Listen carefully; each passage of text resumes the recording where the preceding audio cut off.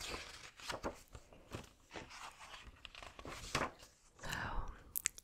I am going to start reading. These stories are a little bit longer than the ones in my first video. But like I said, they will all be Egyptian stories today. And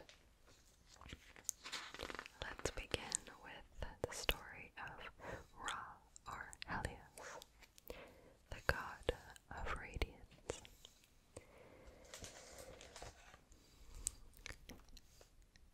In the beginning, before there was time, water spread in every direction, though there was no direction really, because there was no up, no down, no east, no west, no inside, no outside.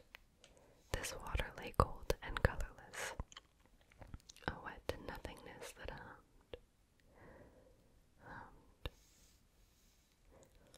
This was the cosmos, hardly more than empty chaos. There was but a single entity, so there was no question of order. The cosmos was ordered perforce. The order of a dot, a circle, a sphere, without beginning or end, utter consistency, perfect order. But something there is that doesn't like order. Order can be tolerated temporarily, but on and on like that, infinite order. How unutterably intolerable. Boring, really. A hint came, a slight poke, then another, a little firmer. A full-fledged beat now, more of them, insistent beats, breaking up the hum, moving the water imperceptibly at first, then in tiny waves, then bigger ones. Huge ones now, tsunamis, yet still in a pattern, still ordered, one after another at regular intervals. A heart formed around this pulse, for every rhythm evokes an origin, and in that heart nestled a thought. After all, some think with the head and others think with the heart. This was definitely a heart, though, the first and the profound disorder, thought.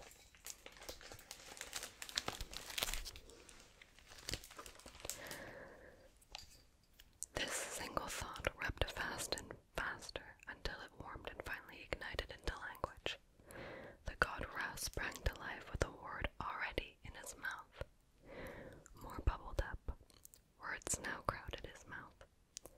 They trampled his tongue and pushed against his teeth, his lips. He had so many words to enunciate. The need hammered at him. From that very need came lungs and a voice box and muscles to make it move.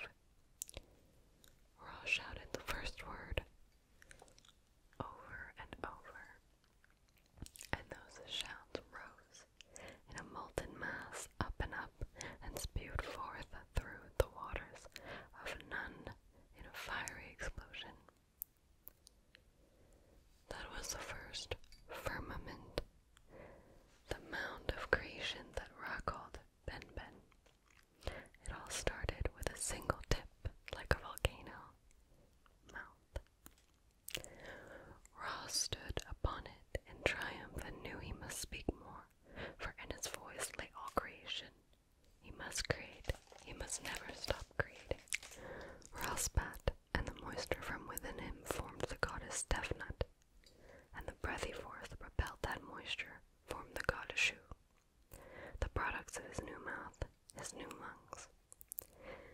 So there were three of them now, three deities, distinct from the vast wallow of Nun. It felt wonderful to be a triad. It felt sturdy, invincible even, with three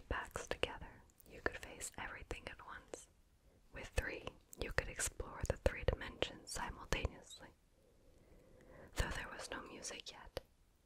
Though there were no colors yet, Ra sensed the possibilities of 3 at some level he was not yet ready to understand. But even more than the possibilities was the reality. Life mattered, and being a father mattered. Ra rejoiced in his self-creation. He rejoiced in his creation of his daughter and son. This was a good beginning. What water had yielded. Indeed.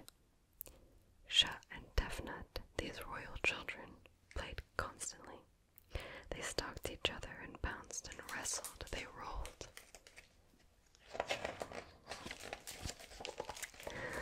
They rolled around and swatted each other. They were like lion cubs, and Ra was like a huge, patient lion father, posing contentedly as they chased his tail or combed his mane, though of course there were no lions yet. There were only Shah, Tefnut, and Ra, and vast-spreading none around the island the tree had roamed. One night, instead of sleeping, Shah and Tefnut went off wandering in the dark. Shah was air and Tefnut was moisture, and neither of them had special powers to let them see through the blackness. So, as children will, they got lost. When Ra realized they were absent, he felt bereft. The difference between being alone in the vastness and being with his 2 children was the difference between sorrow and delight. He was lonely, and worse, he grew anxious. There could be nothing out there to hurt the children, for after all, there could be nothing out there, period. What existed only because Ra had made it. Yet anxiety made this gut itch all over until he wanted to scream and scratch his own skin off. He needed those children. He loved them. At this time, Ra had only one eye. He plucked it out from his forehead and sent his eye searching for Shu and Tefnut. Then he settled down and waited for the eye to return. He waited and waited. While he waited, blind and cold, he curled in on himself and wondered what he would do if his eye didn't find the children. It might search in vain forever. But the children could come back on their own anyway. That was possible. But that was terrible too, for their father wouldn't even be able to see them. Ra rolled in wretchedness, and so Ra fashioned for himself a new eye, as he waited and waited some more. Meanwhile, the first eye of Ra, the original eye, lit up the world and flew across the firmament. It hugged the sands, it seeped into rock crevices, and now it soared across the waters, rising with each wave, falling as it crested. The old eye checked everywhere, and at last found the cowering cubs, who had grown all gangly and awkward, almost full size by now, and led them back to their father, dripping and skinny and needy. Ra gathered his children to his chest and felt whole again. These children were his very limbs. They were his own breath, his own fluids. They were everything. He broke himself on the joy of being reunited, and he wept on his parts. With great huge sobs, he exhausted himself, and strange creatures, human beings, stepped delicately out of each teardrop, resplendent in their wet newness, gaping at the awe-inspiring wonder of creation, innocent, yet with hungry hearts that made Ra's new eye blink, for he sensed those hungry human hearts would allow innocence to be consumed and vanish. But the old eye of Ra, the original eye, was glad to see that humans were corruptible. That eye wanted Ra's creations to make trouble for him, for Ra had been disloyal. Ra had replaced the old eye with the new eye. The old eye smoldered in fury. Ra was stupefied at the old eye's reaction. He understood nothing of jealousy, nothing of loyalty. Those emotions came from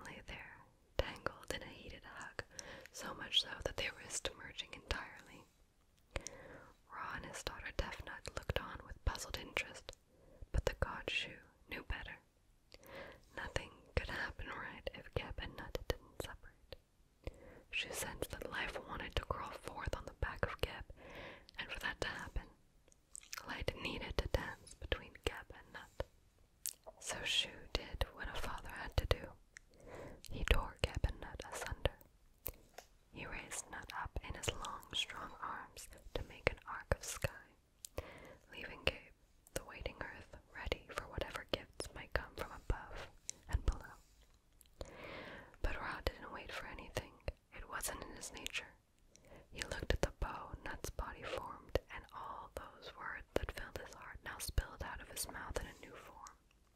Stories. Rob became brilliant like Nut, brilliant with stories. He had to tell those stories. The stories that could make anything happen, anytime, anywhere. He snuck behind the mountain Manu, which appeared even as he said the name, and climbed into his boat Manchet, again gaining solidity as it was named, and sailed across the sky as a glowing ball of fire that appeared to roll over Nut's thighs and buttocks and spine and neck.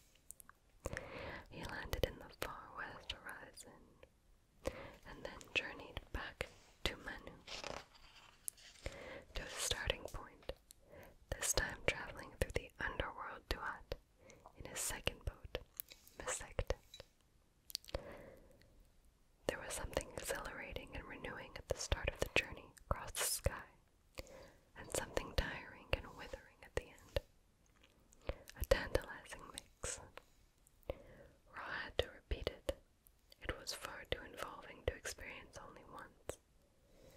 He allowed himself to be born again, coming out through Nut as though she were his mother rather than his granddaughter, reversing the order of things, confusing time, by letting it circle back on itself. He rose as a baby. By midday, when the boat Manchet arrived at the first knob of Nut's spine, he was a man in the prime of life, a hero, ready to tackle any problem and win. He sat in the evening as an old man tottering on a short stick, a flame fanning to a flicker of heat, and finally a memory of warmth. What a journey, what a thrill. He had to repeat it forever. And so a new order was formed. The sun god Ra defined the fundamental rhythm of life. But disorder could never disappear now. Life entails it, and Ra's words ensured it. Pay attention all, behold my majesty. I am the Lord of Radiance. I am the Father of all, the lover of strength, the giant of victory. So now let us conquer. Conquer? What could that mean? Who was there to conquer? Where was the disorder, the discord, that would require vanquishing? Ra couldn't see it yet, but he knew, beyond a doubt, it was coming. So that was our first story. If you want to see a quick depiction of the gods in this book, here it is. I don't know how well you can see. We have Ra at the top, Tefnut and Shu beside him, Geb and Nut, and underneath we have Aset, Nebid, Hut, Usir, Heru, Wer, and Set. I don't know how well I'm pronouncing these, I apologize. And that forms the hierarchy of the gods.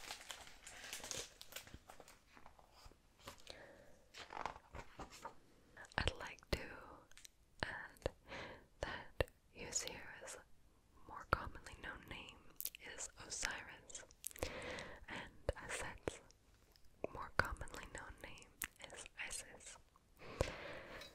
However, in this book, those are the names that they are using, so I will continue on with those. The next story I would like to read to you is that of Seth, entitled The Envious God. Let's start. The goddess Aset, great-granddaughter of Ra, was beautiful in every way. Humans gravitated toward her naturally. She listened to the worries, hopes, dreams of everyone, from the richest to the slaves. She listened to those who were abused and even to their abusers. And by listening, she helped them understand their own thoughts and find their own paths to solving their troubles or fulfilling their dreams. In a sense, it was through Aset's faithful and careful listening that human beings really learned to trust in the deities.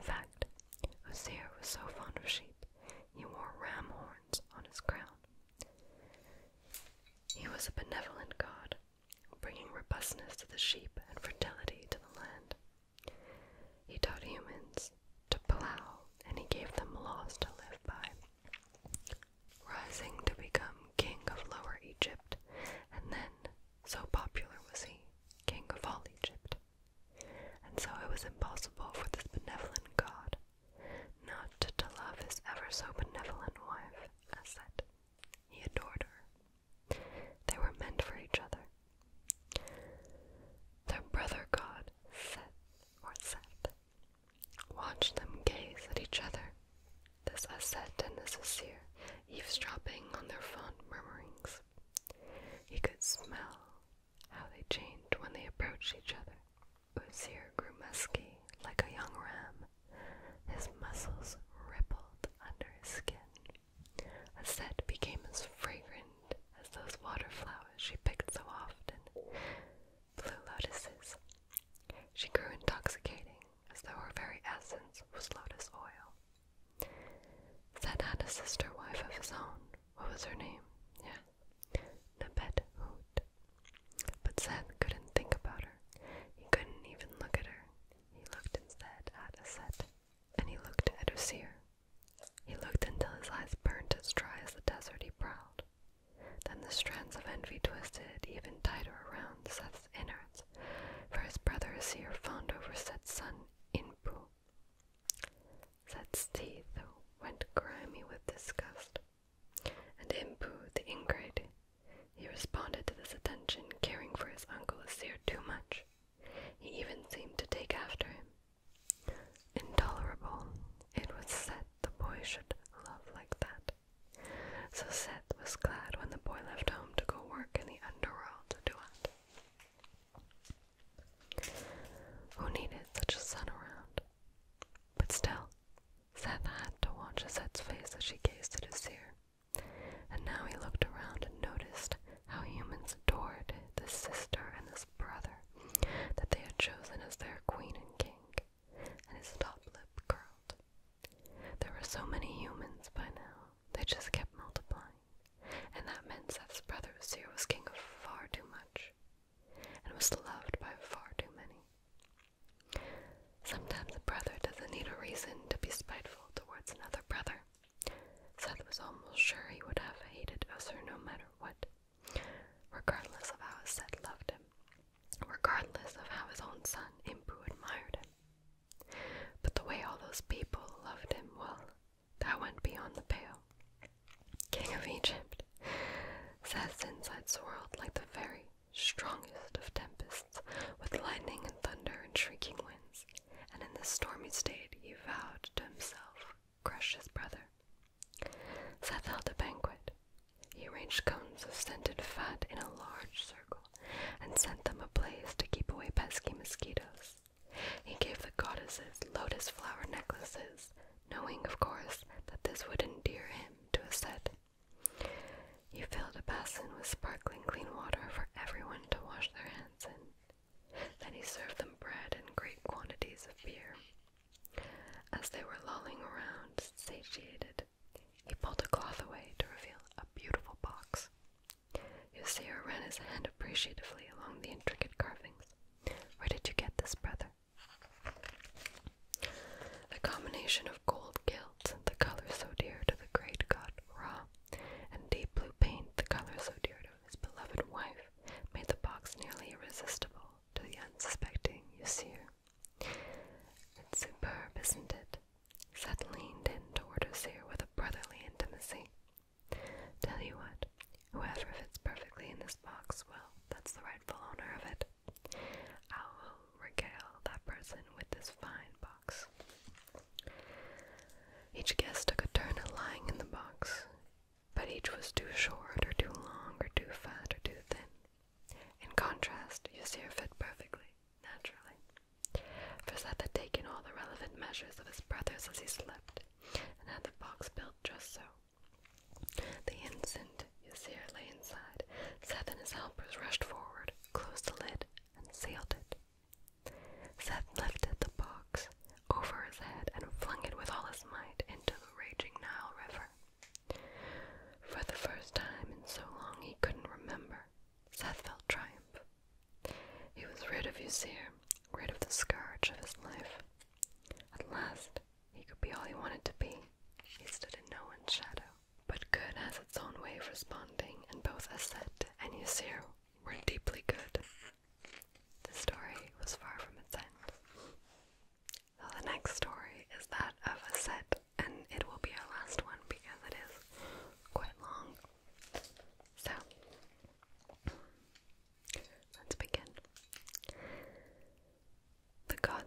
was so envious of his brother that he committed a dastardly act. He nailed Ysir into a box and threw him into the Nile River. Aset, or Isis, screamed. She ran along the shore, arms outstretched futilely. She must catch up, she must pull the box to safety. But the current raced north, carrying her husband toward the sea, and the wind blew south, impeding her every step.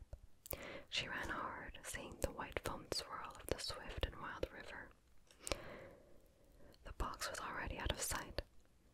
She had to run faster. She ran all day, all that night, and the next day. Her feet bled and her legs ached. When she arrived at the seashore, she raced back and forth, calling out over the green and blue and purple waters. She rent her hair. She grabbed a clamshell and shaved off her eyebrows. She beat her chest. The world spun around this goddess, this woman in love, who had no choice but to lay on the beach and wait for the dizziness to pass, and hope against hope that her husband had managed to get out of the box before he suffocated.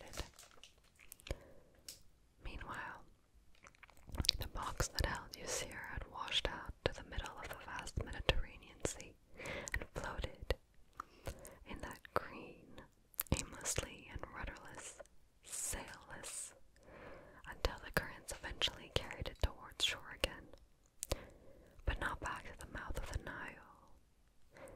The box settled far to the east near the city of Kubna, in the land of Kenani. The coast there was thick with strong reeds that reached out.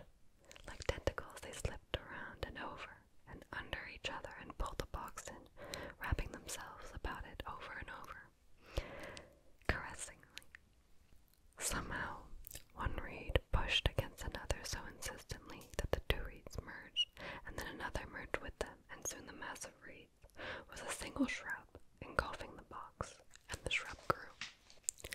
This sort of magic doesn't happen every day, and magic it surely was, for inside that box lay the corpse of the god Ysir, who had known how to bring fertility to the earth, who could make anything grow. So perhaps that very power had transferred from the god to the box as he gave his last breath. That shrub grew faster than any shrub had ever grown before, and became a massive cedar tree, 130 feet tall, studded with cones. Birds came in droves to give themselves sand baths under the tree and to nest among its silver-green needle-like leaves. The mighty cedar could be seen from afar, and it could be smelled even before it was seen, for it gave off a spicy, alluring aroma. Soon the king himself noticed the tree, and he called his queen to his side to inhale its essence. She swooned at the cedar perfume. After all, she was late in her pregnancy, and she was given to swooning. There was no question about it. This tree was majestic. It must grace the king's palace. It took a troop of workers to cut through the base and haul the tree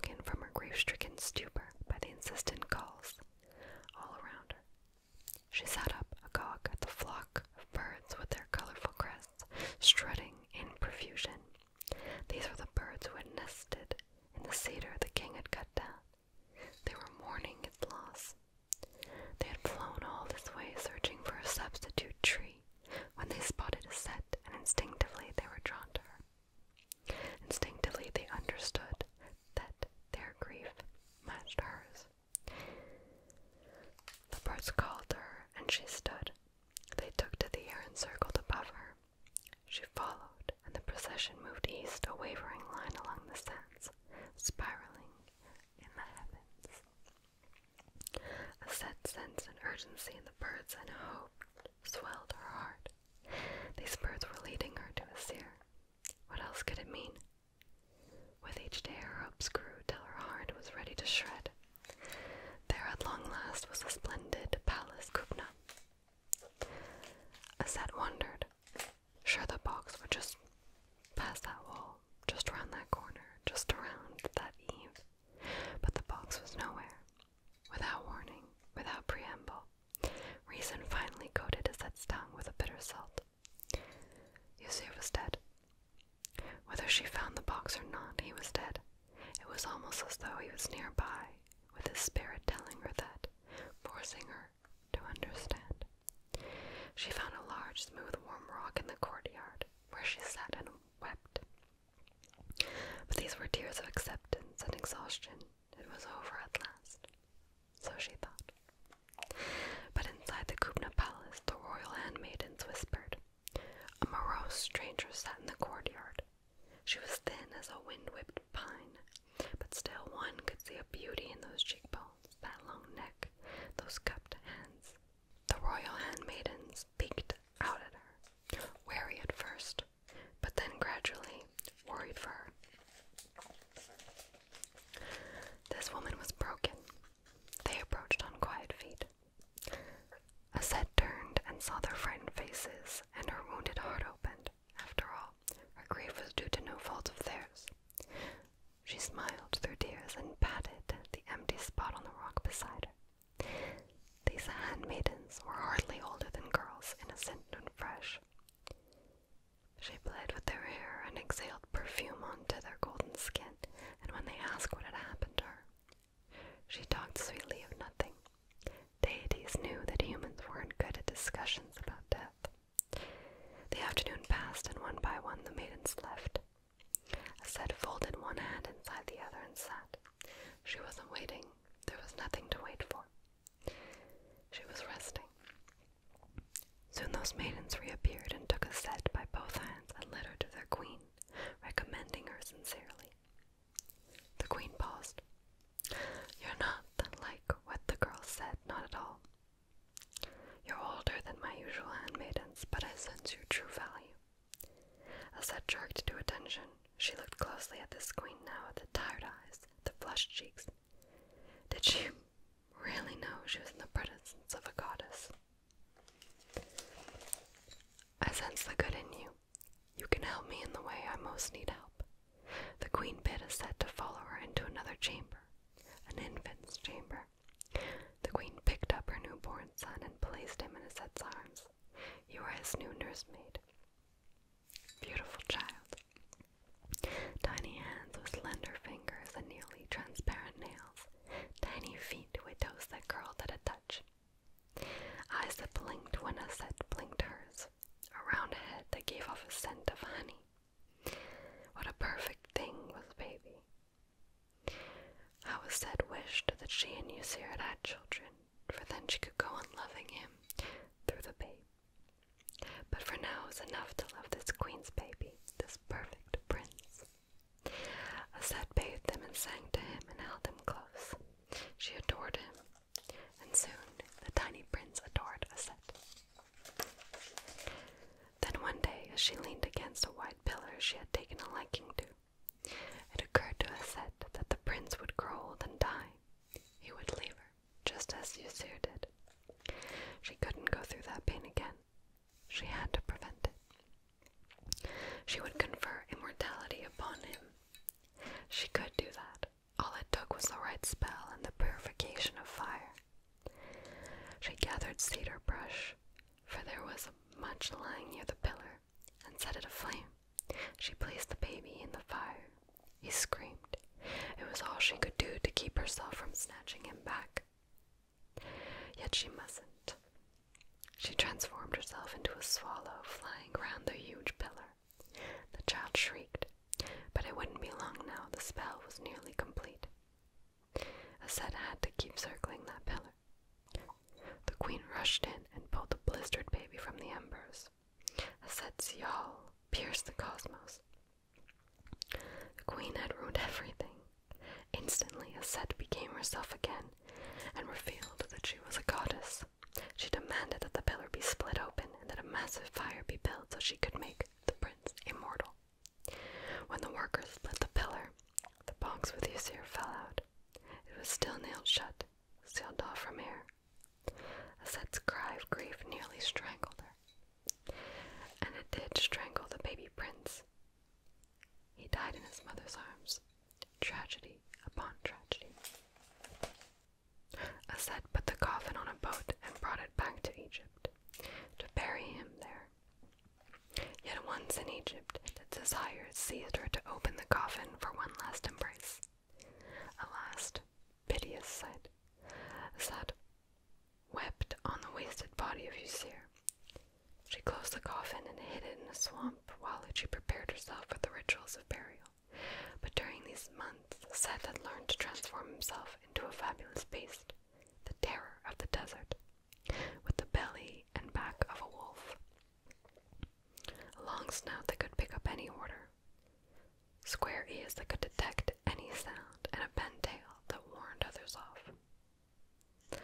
That very night, Seth, when he was out hunting, came across the coffin. He opened it and ripped Ysir's body into 14 pieces. He threw the scrappy lumps of his brother as far as he could, across the face of Egypt. This way Aset could never give him a proper burial. Ysir could never be whole in the ever after. Seth had made mayhem of Aset's and Ysir's lives. Yet this story is still not at its end, for good must prevail. Aset wept, she sobbed. Aset's sister-wife, Nebet-Hut, felt splintered. No one could watch the misery of Aset and not be touched, but it was Nebet-Hut's husband who had caused this misery. It was Seth, that wild god. Didn't a wife owe loyalty to her husband? Aset's tears fell in the Nile River until it overflowed. Yet she still cried. Nebet-Hut shook her head.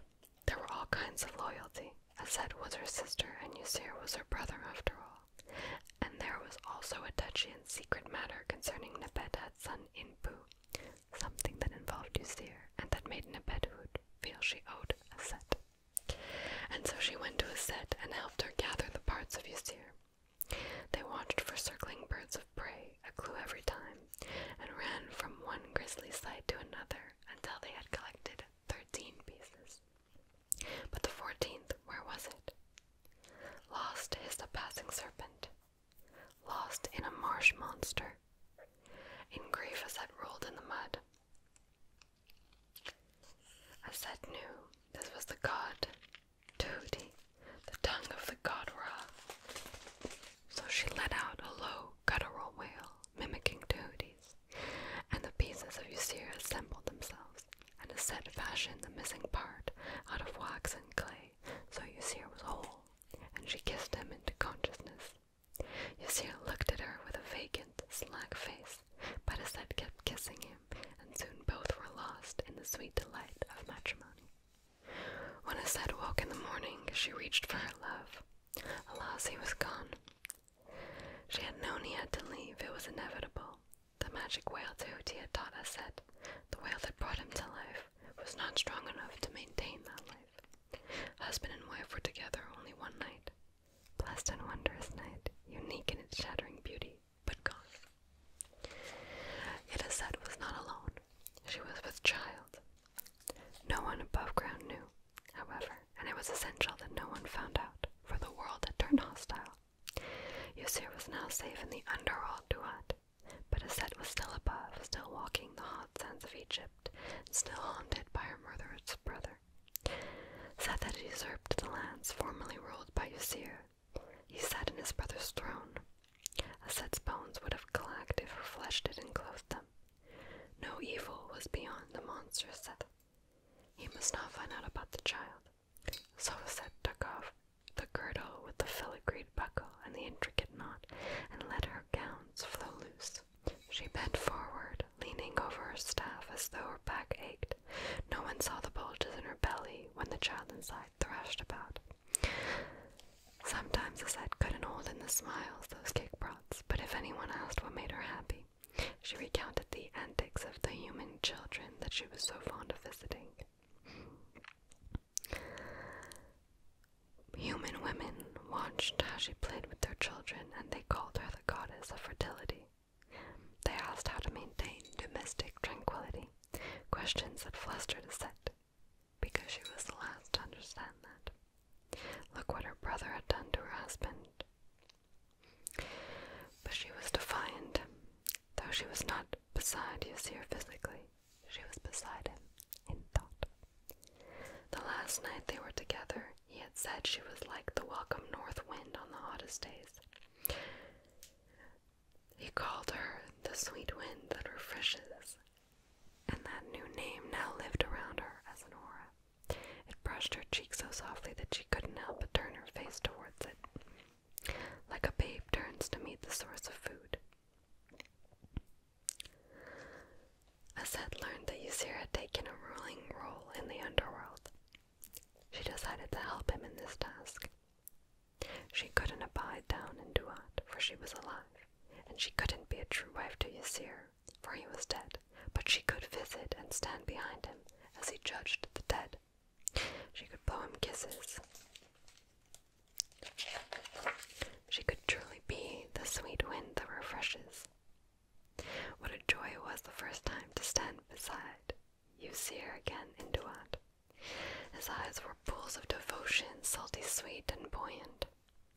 A place to swim, not drown.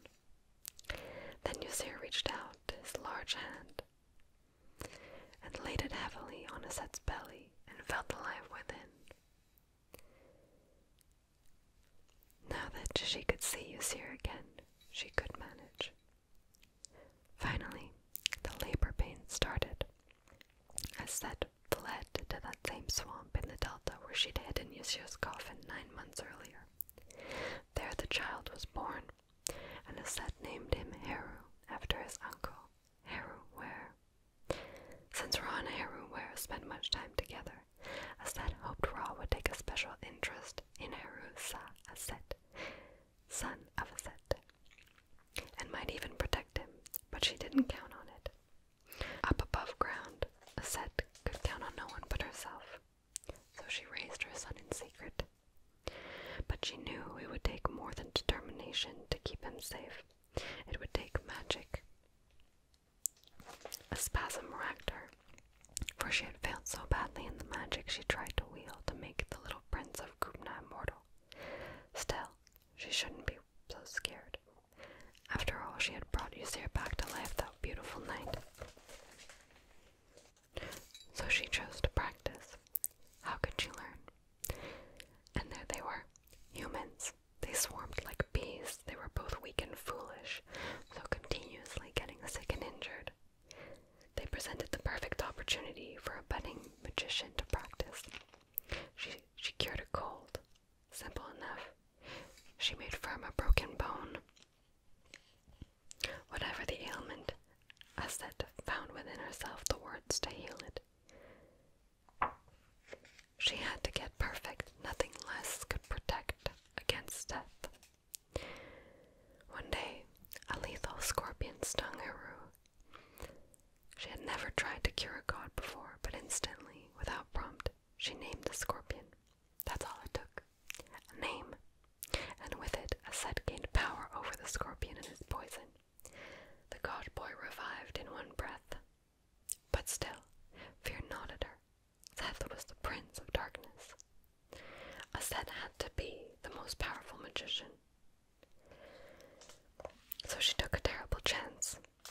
The sun god Ra had grown old and stumbling in his walk. He drooled as old men do.